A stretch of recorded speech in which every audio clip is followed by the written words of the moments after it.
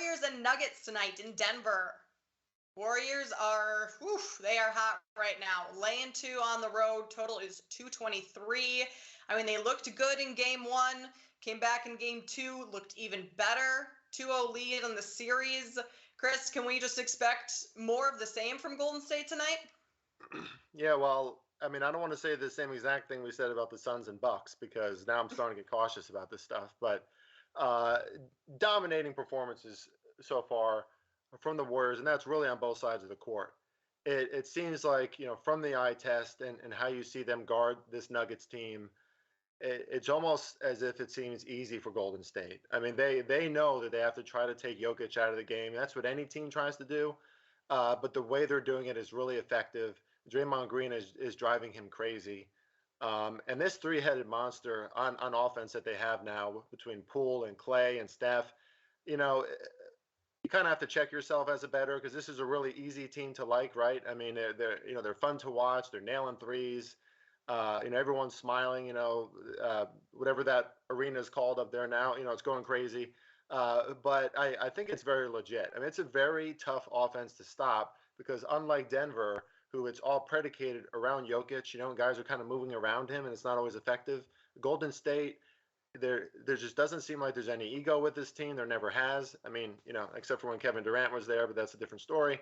And they just all move around and they space themselves so well. I'm going to have to see proof that Denver can stop that because I just really don't see it. I really don't think they match up well against this team. Like I thought they were going to match up better. I liked Jokic supporting cast and what they were doing earlier in the season, but it's just not working out. And I spoke to momentum before on this show. Golden State has a ton of it, and in psychology, we know. I mean, this is not like intangibles, to the point where we can't prove it. When people have momentum of any sort, especially teams and athletes, they start to believe in things they didn't believe in before, right? It adds confidence. You push yourself beyond your limits. That's where the Warriors are right now. They are thinking they're a championship team. They think they're back to form. Everyone's smiling. Everyone's having fun. Those are really tough teams to beat. All that to say, I would expect this to be a big Jokic game. He got ejected from that last game, obviously. He's had a lot of struggles and a lot of challenges against this defense. They are back at home. This is a crucial game, and he stepped up in these spots before. But even if Jokic has a monster game, I don't see them being able to overcome what Golden State can do on both sides of the court.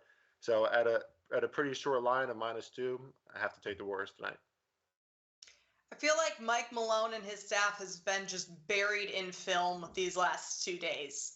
Trying to find any angle from the first 2 games of this series or their regular season series of how they can stop this Warriors team, and I don't think they have an answer. The spacing with Poole, Clay, Thompson, Steph Curry, and then you add in Draymond, who's just basically facilitating that whole offense, and Warriors are scary. I mean, without Michael Porter Jr., Jamal Murray, they don't have the supporting cast around Jokic.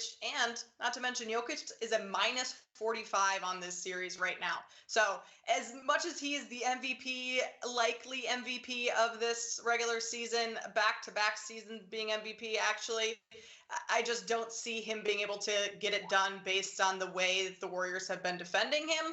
And then also his supporting cast. So I'm with you, Chris. I'm going to lay the Warriors on the road tonight. Jeff, do you agree? Can you talk us off this?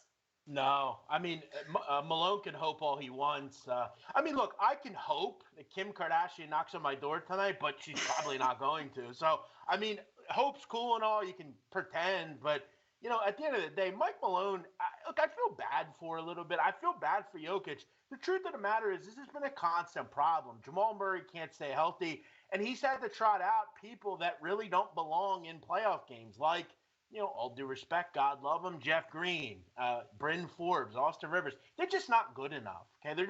We had the same problem last year. Facundo Campazzo, nice kid, I'm sure, but him against Steph Curry is laughable. I mean, it's just not a good matchup. It's been evident in both games.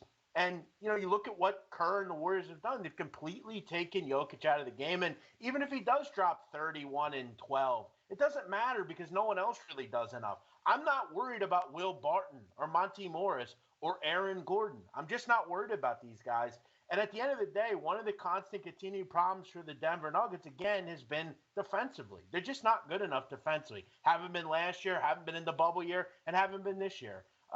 And the problem is Golden State is the best defensive team in the NBA. So, Steph Curry's only going to play more minutes. You have to also ask yourself, how many Warriors fans are going to be in the building tonight? Malone even talked about that. He said it's probably going to be half Warrior fans. This game and series are over. It's one of the reasons I laid the 1.5 in this series. This goes a lot like last night. I think Denver will play better like Toronto did, but ultimately, Golden State just has too much. Chris, do you think this is going to be series sweep for the Warriors? I think it's very possible. Steve Kerr coming out and saying that he's going to increase Curry's minutes tonight too. So, matters might have just got worse there for Denver. I don't want to do the same thing that we did the previous 2 days because, boy, some of these bets are blowing my mind a little bit. This is still the playoffs. This is a desperate team, and it is in Denver. I guess that has to be a slight uptick for them. So, again, anything could happen. But for what Golden State is showing us right now on both sides of the court, holding a very good Nuggets offense historically this season to under 110 points in 2 games, winning by great margin, it looks like it's coming easy to them. So, what's going to happen in clutch time? I don't even know if there's going to be a clutch time, right, in these games. So, to answer a long way of answering your question, Kate, I think it's very possible that it's a sweep. Yeah, I think that's a damn good bet by Jeff. I will say one thing, and I'm a little surprised by this. I'm trying to understand why what are people seeing, at least bookmakers, that they're putting these Warriors team totals in like 110, 120? What if Denver showed, go back to March? This team can't defend. They constantly give up 120. Every game, it seems like they get destroyed defensively. And to answer someone's question in the chat, I think the only way the Nuggets are relevant in this game, you're going to have a huge performance out of Jokic. Your point, rebound, assist over 48.5. I think you have to play that. But I'm surprised. I know the total has been bet down, the game total, but, is Golden State really not going to get at least to 115? What the hell's the total at 112, 113 for? Yeah, that's a very good point, especially with the shooting performances that they've had. I guess maybe books think they're going to regress in shooting a little bit, but they haven't showed any signs of that. So I'm not sure why that would be the case, especially with Curry's minutes increasing. I only see more opportunities for him to score there.